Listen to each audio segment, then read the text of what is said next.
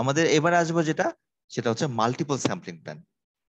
এটার কনসেপ্টটা একবারে ডাবল স্যাম্পলিং এর মতো, কিন্তু এখানে হয়েছে কি আমরা দুবার, ম্যাক্সিমাম দুবার আমরা জেনারেলি ডাবল স্যাম্পলিং এ করতে পারি, এর বেশি করতে পারি না। কিন্তু মাল্টিপল মানে কি, তোমার ডিসিশন তুমি যেভাবে নিতে চাও, কখন নিতে চাও, তুমি যদি একসেপ্ট বা রিজেক্ট করার ব্যাপারটা তোমার মাথায় মানসিকতা থাকে, তুমি অনেকবার ট্রাই করতে পারো, ট্রাই করে করে হাঁপাই গেছো তাও একসেপ্ট করতে পারছো না, দেন ইউ ক্যান রিজেক্ট।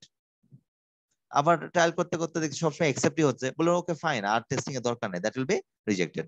সো এখানে কি হয়, সেম সাইজের স্যাম্পল সাইজ আমরা নেই, সেম সাইজের স্যাম্পল সাইজ নেই, যেটা দেখতে পাচ্ছি, দেখো সেম স্যাম্পল 1, স্যাম্পল 2, স্যাম্পল 3 নেই, এবং কিউমেটিভলি আমরা স্যাম্পল সাইজ বুঝতেই পারছি কত, 50, 100 এন্ড 150, এবং প্রতিটা স্যাম্পলের সাপেক্ষে আমরা নির্দিষ্ট সংখ্যক একসেপ্টেন্স নাম্বার ফিক্স করে নেই, এবং সেই অনুযায়ী আমরা কিউমেটিভ ভাবে সেটা একসেপ্ট করছি। যে প্রথম লটে যদি চিন্তা করি, তাহলে একসেপ্টেন্স নাম্বার হবে 1, তারপর 2, এমন না যে 1 2 3 হইতে হবে, যদি হয় 2, তারপরে হয়তো 4 6, এরকম করে আমরা করতে পারি। এখন এই যে আমরা এখন প্রথম লটে দেখা গেল রিজেক্ট পেলাম, কয়টা পেলাম, 3টা। প্রথম লটে রিজেক্ট পেলাম কয়টা, ডাবল স্যাম্পলিং এর কনসেপ্ট অনুযায়ী এটা কিন্তু রিজেক্টেড, সেকেন্ড লটে যাওয়াই লাগবে না, খেয়াল করে দেখো, বুঝতে পারছি। C2 কত, C2 হচ্ছে 2, আর C1 এর D1 এর ভ্যালু কত, 3। তার মানে ডাবল স্যাম্পলিং অনুযায়ী এটা কি রিজেক্টেড, বাট মাল্টিপল স্যাম্পলিং এর ক্ষেত্রে আমরা এটা থার্ড ট্রায়াল পর্যন্ত নিয়ে যেতে পারি। থার্ড ট্রায়ালেও যে দেখছি যে রিজেক্ট সংখ্যা 5টা আসছে, যদিও অ্যাকসেপ্টেন্স নাম্বার 3, এরকম করে আমরা কিন্তু কি করতে পারি, স্যাম্পল সাইজটাকে বাড়াতে পারে আমাদের রিকোয়ারমেন্ট অনুযায়ী, এবং সেই অনুযায়ী এটাকে আমরা সিদ্ধান্ত নিতে পারি যে আমাদের জন্য কোনটা ভালো হবে বা কোনটা খারাপ হবে। এটা আসলে কি, তোমার decision, this process continue this way until the decision or either acceptance or rejecting the entire lot is taken, যে তুমি আসলে একসেপ্ট করবা, রিজেক্ট করবে। এখন বুঝতেই পারছো টেস্ট করতেছে করতেছে করতেছে করতেছে, সিদ্ধান্ত নাই, it's very very time consuming. তো এটাকে বলছি আমরা sequential, sorry, multiple sampling plan, এটাকে বলছি মাল্টিপল স্যাম্পলিং প্ল্যান। এখানে তাহলে কতবার টেস্টিং করা যেতে পারে, 2বার না 2 এর বেশি, 2 এর বেশি, যত ইচ্ছা যত বেশি যত ইচ্ছা করতে পারি। আচ্ছা, এরপরে যেটা সেটা হচ্ছে এই মাল্টিপল, এখানে একটা এক্সাম্পল দেওয়া আছে, একটু পড়লে মোটামুটি বুঝতে পারবে, গো থ্রু করলে আমার মনে হয় আর সমস্যা হবে না। এখন sequential sampling plan, sequential sampling এর প্ল্যানে আমরা চিন্তা করি, আমরা স্যাম্পলিংটা তো অনেকভাবে করতে পারি, আমরা আইটেম বাই আইটেম করতে পারি, অথবা একই টাইপের প্রোডাক্টকে গ্রুপ আকারে করতে পারি। তো সেই কনসিডারেশনটাই মাথায় রেখে একটা ডিফারেন্ট টাইপের item to item sequential sampling এর প্ল্যানটা মাথায় আসে, যে বিভিন্ন আইটেমকে ধরছি আমরা, এবং যখনই আমরা ধরছি সেটা একটা গ্রাফিক্যাল ভাবে রিপ্রেজেন্ট করার চেষ্টা করছে। দেখো একটু আগে এই ছবিটা বা এই কার্ভটা তোমরা দেখেছো, এরকম একটা প্যাটার্ন ছিল প্রথমে, মনে পড়ছে? জি স্যার। যে কয়টা টেস্ট করব আর কয়টা হলে আমরা রিজেক্ট করে দিব। তো আমরা প্রথমে একটা একটা করে টেস্ট করতে থাকবো, এবং এইটা হচ্ছে আমাদের কি কন্টিনিউ স্যাম্পলিং রিজিয়ন, মাঝখানে যতক্ষণ পর্যন্ত মাঝখানে থাকবে ততক্ষণ পর্যন্ত আমরা কি করব না, সিদ্ধান্ত নিতে পারবো না। যখনই রিজেকশন লাইনের মধ্যে রিচ করে যাবে, তার মানে ইট মাস্ট বি রিজেক্টেড। যখন একসেপ্টেড লাইনকে ক্রস করে যাবে বা টাচ করে যাবে, তার মানে কি বলবো, it must be accepted reason, reason আছে, একসেপ্ট করে ফেলবো। এই কনসিডারেশন রেখে আমরা কি করব, এখানে আমরা আইটেম বাই আইটেম বারবার করে টেস্ট করতে থাকবো, এবং টেস্ট করতে করতে আমরা বারবার যখনই টেস্ট করবো একই জিনিস, আমরা তখন বুঝতে পারবো যে কখন সেটা একসেপ্ট হবে বা কখন সেটা কি হবে, রিজেক্ট হবে।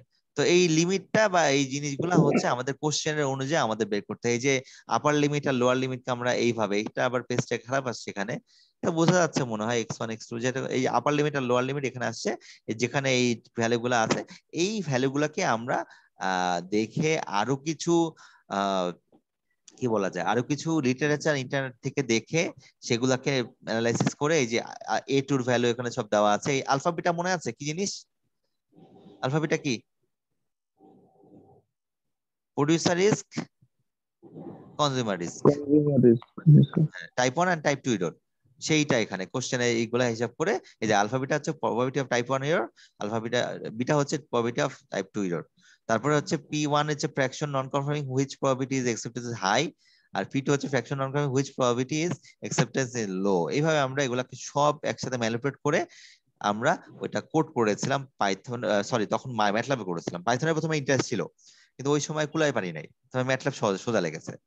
ঠিক আছে, কারণ 6 মাস সময় পেয়েছিলাম, আমি 6 মাসে এই কাজটা করেছি। আমরা প্রতিদিন সময় দিতাম। তো এই ধরনের বড় কাজগুলো করতে গেলে সময় দিতে হয়। দেখা যাচ্ছে কাজটা খুব হয়তো 3 মিনিটে দেখানো গেল, কিন্তু জিনিসটা প্রেজেন্টেবল করতে কিন্তু আসলে 3 মিনিটে হয় না। তো দেখো এই যে আমরা বিভিন্ন ডাটাগুলোকে যখন ম্যানিপুলেট করছি, তখন আমরা কিন্তু কে এর ভ্যালু পাচ্ছি বা বিভিন্ন সবগুলো ফর্মুলা এখানে দেওয়া আছে ডিটেলস, তোমরা দেখলেই বুঝতে পারবে। এটা তো অত ডিটেলস আমি যাচ্ছি না, কিন্তু দেখো সবগুলো ভ্যালু আলাদা করে দেওয়া আছে। এইভাবে তোমরা লিমিট গুলো সব বের করতে পারবা। এবং লাস্টে আমাদের এই যে ইন্সপেকশন শুরু হয়। প্রথমে আমরা সিকোয়েন্স স্যাম্পলিং টেবিল এক্সেপ্ট প্রথমে আমরা নিলাম, আসলে কিছুই হয়নি, তাহলে রিজেক্টও নাই। তার মানে আমরা তারপরে দেখা গেল রিজেক্ট পাওয়া গেছে। রিজেক্ট পাওয়া যায় মানে রিজেক্ট নাম্বার আমরা ফিক্স করেছি, দুটো হলে তো রিজেক্ট করবো, একটা তো আর টেস্ট করে নেওয়া যায় না। আমরা প্রথমে কোনো রিজেকশন পাচ্ছি না বা এরকম ধাপে ধাপে একটা সার্টেন টাইমের পরে আমাদের কি হবে, একসেপ্ট করা হলো আর রিজেক্ট করা হলো, একটা লিস্ট চলে আসবে। এবং সেই অনুযায়ী আমরা কিন্তু সেটাকে রিপ্রেজেন্ট করব, যে কন্টিনিউয়াস স্যাম্পলিং রিজনের মধ্যে আছে, একসেপ্টেড রিজনের মধ্যে আছে, না কোথায় আছে। দেখো এই ছবিটা একটু আগে যে ছবিটা দেখালাম সেটারই একই পুরান একটা পুরান ছবি না, মানে অন্য একটা ভার্সনের ছবি, যেটা আমাদেরটা কোন দিকে চলে আসছিল, আমাদেরটা চলে আসছিল ওই ডাটা অনুযায়ী accepted line একসেপ্টেড লাইনের দিকে চলে আসছিল। এইটা তোমরা যদি বুঝতে সমস্যা, আমি কিন্তু চাইলে আমি আরেকবার দেখাতে পারি, আমার মনে হয় দেখার দরকার নেই, কারণ তোমরা দেখে নিতে পারবা। আহ এইখানে চলে এসেছিল, এই জন্য আমরা কি করেছিলাম, লট একসেপ্টেড একটা মেসেজ এসেছিল, এগুলো সবই কোড করতে হয়েছে। আর রিজেক্ট হলে কি আসতো, রিজেক্টের কোডও দেওয়া ছিল। কিন্তু আমি আবার হয়েছে কি, আমার তখন ডেস্কটপ ছিল, পরে হার্ড ডিস্ক নষ্ট হয়ে যায়, সোর্স ফাইল আমার কাছে নাই। পরে আমি আবার কোড করা শুরু করেছিলাম, তারপর কোড করে রেখেছি, কিন্তু কিছু ফিনিশিং এর কাজ এখনো বাকি আছে। মানে কোড অলরেডি হয়ে গেছে, আমাকে সিদ্ধান্ত দিতে পারে, কিন্তু সেটা ইউজার ইন্টারফেস, যেটাকে আমরা গ্রাফিক্যাল ইউজার ইন্টারফেস বা গুই বলি, সেইটা পর্যন্ত আমরা যেতে পারিনি। সেই পর্যন্ত আর করা হয়নি, বাট সময় পাই না।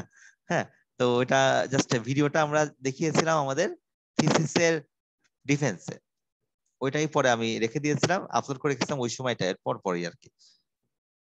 এই জন্য দেখাতে পারলাম, মানে হারিয়ে ফেলেছি।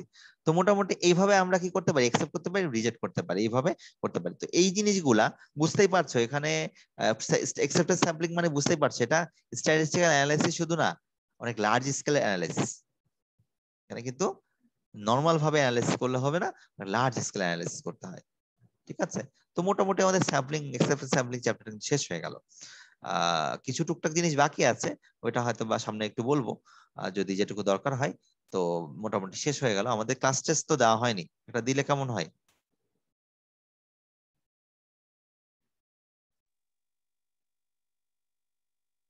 দেওয়া তো লাগবেই। দেওয়া তো লাগবেই, হ্যাঁ এটাই হচ্ছে কথা, দেওয়া তো লাগবেই।